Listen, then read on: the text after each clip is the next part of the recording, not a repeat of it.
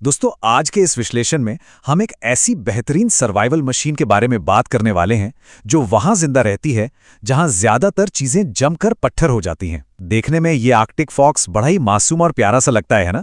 लेकिन इस सफेद फर के पीछे नेचर की एक ऐसी जबरदस्त इंजीनियरिंग छिपी हुई है जिसे देखकर कोई भी दंग रह जाए। तो चलिए देखते हैं कि धरती के सबसे ठंडे इलाकों में ये आखिर राज कैसे करते हैं। अब शुरुआत में ही जरा सोचिए, आखिर कौन सा जानवर ऐसी जगह सर्वाइव कर सकता है जहां का तापमान -50 डिग्री सेल्सियस से भी नीचे गिर जाता हो। ये हमारी धरती के सबसे ठंडे हिस्से तो हैं ही, बल्कि मार्स यानी मंगल ग्रह के कुछ हिस्सों से भी ज्यादा ठंडे हैं। फिर भी बिना किसी मैप या जीपीएस के तैरती हुई बर्फ के ऊपर हजारों किलोमीटर का सफर निकालना इस छोटे से फॉक्स के लिए एकदम आम बात है। और बिल्कुल इसी वजह से साइंटिस्ट अक्सर इसे एक बड़ा ही खास नाम देते हैं, एक फर कवर्ड सर्वाइवल कैप्सूल, यानी बालों से ढकी एक ऐसी कैप्सूल जो किसी भी हालत में जिंदा रहने के लिए बनी हो। इसका हर एक बॉडी पार्ट सिर्फ और सिर्फ इस जमाने वाली सर्दी को मात देने के लिए डिजाइन किया गया है। ये बस जिंदा नहीं रहते, ऐसी जमने वाली ठंड में फलते फूलते हैं। भाग 1, इंजीनियर्ड फॉर एक्सट्रीम कोल्ड। चलिए अब देखते हैं कि इनकी ये फिजिकल इंजीनियरिंग आखिर काम कैसे करती है। नेचर ने इसे बिल्कुल किसी आर्कटिक सुपर कार की तरह बनाया है। इसकी डबल लेयर वाली फर इतनी मोटी और असरदार होती है कि इस फॉक्स को -70 डिग्री सेल्सियस आने तक ठंड से कपकपाहट शुरू ही नहीं होती। -70! ये आंकड़ा बिल्कुल हैरान कर देने वाला है। और तो और इनके पंजों पर भी फर होता है जो इनके लिए नेचुरल स्नो बूट्स का काम करते हैं और इन्हें बर्फ में जमने से बचाते हैं। लेकिन इस सर्दी को हराने के पीछे एक और बड़ा साइंटिफिक रहस्य है जिसे काउंटर करंट हीट एक्सचेंज कहते हैं। असल में होता यह है कि इनके दिल से आने वाला गर्म खून पंजों से वापस लौटने वाले ठंडे खून को अपनी हीट ट्रांसफर कर देता है। एक तरह का बिल्ट इन हीटर जो बॉडी की कीमती गर्मी को बर्फ में लीक होने से पूरी तरह रोकता है।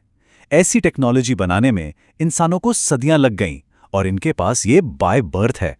ठंड से बचने के अलावा इनका कोट एक और जबरदस्त मैजिक ट्रिक दिखाता है। मौसम के हिसाब से पूरा कैमोफ्लाज। सर्दियों में ये फर बिल्कुल बर्फ जैसा सफेद हो जाता है, जिससे ये अपने बैकग्राउंड में एकदम गायब हो जाते हैं। लेकिन गर्मियों में जब बर्फ पिघलती है तो ये ब्राउन या ग्रे रंग में बदल जाता है ताकि ये चट्टानों और मिट्टी के बीच आसानी से छुप सकें। एकदम परफेक्ट निंजा टेक्निक। वैसे एक बड़ी इंटरेस्टिंग बात यह भी है कि सारे फॉक्सेस सफेद नहीं होते। कुछ फॉक्सेस पूरे साल डार्क ब्लू ग्रे रंग के ही रहते हैं, जिन्हें ब्लू मॉफ कहा जाता है।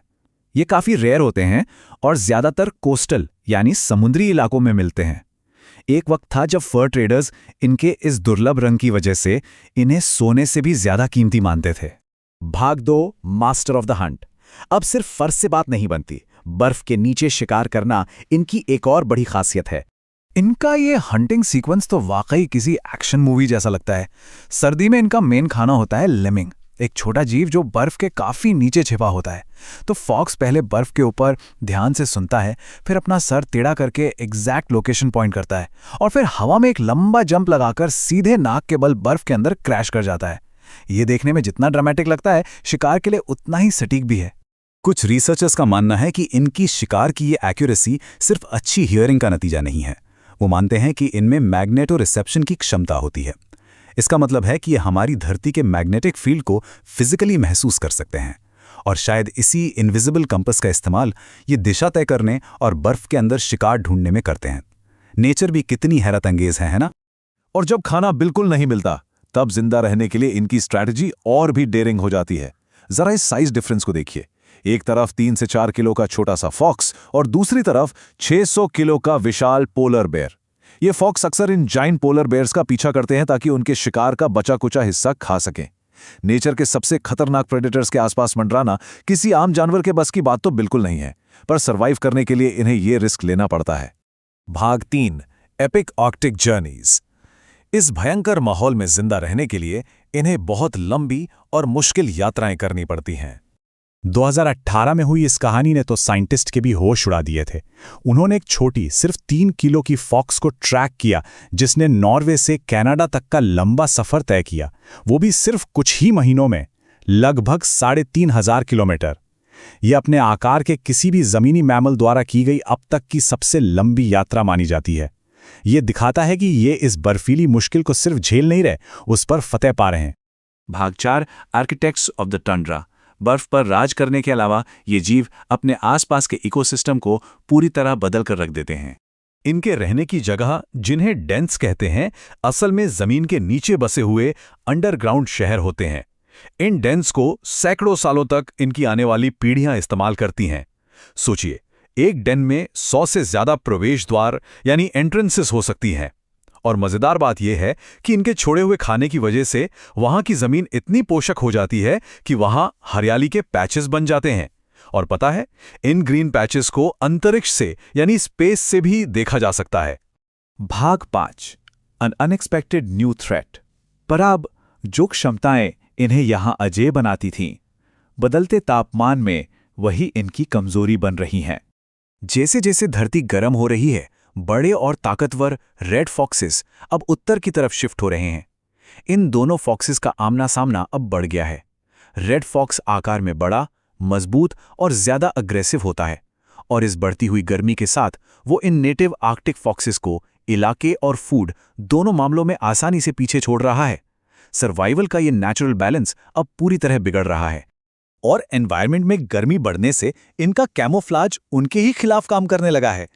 बर्फ अब देर से आती है और जल्दी पिघल जाती है, तो इनका वो सफेद कोट जो कभी इनका सबसे बड़ा शील्ड था, अब डार्क और बिना बर्फ वाली जमीन पर इन्हें एक क्लियर टारगेट बना देता है। सोचिए, एक ऐसी छिपने की टेक्निक जिसे परफेक्ट होना था, अब एक जानलेवा मिसमैच बन गई है। क्लाइमेट चेंज इनके पूरे सर्वाइवल सिस्टम को उलट रहा है। भाग 6 अ सिंबल ऑफ एंड्योरेंस। इस विश्लेषण के आखिरी हिस्से में हम देखेंगे कि ये जीव हमारी साइंटिफिक प्रगति का कितना बड़ा प्रेरणा स्रोत है।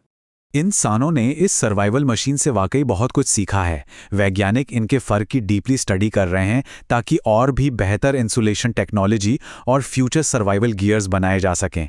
साथ ही समुद्री बर्फ पर इनके लंबे सफ़र को ट्रैक करके हम एनवायरनमेंट में आ रहे बदलावों को डीप लेवल पर समझ पा रहे हैं।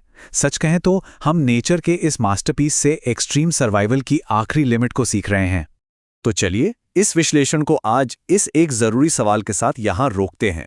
जैसे जैसे ये बर्फीला उत्तर बदल रहा है और बर्फ पिघल रही है, क्या नेचर की ये सबसे परफेक्टली अडेप्टेड सर्वाइवल मशीन बिना बर्फ वाली दुनिया में खुद को ढाल पाएगी, या फिर ये सिर्फ इतिहास का एक किस्सा बनकर रह जाएगी? ये एक ऐसी चर्चा है जिसने हमें आने वाले वक्त और हमारे इकोसिस्टम के बारे में और सीखने के लिए प्रेरित किया है। जरूर सोचिए इस बारे में।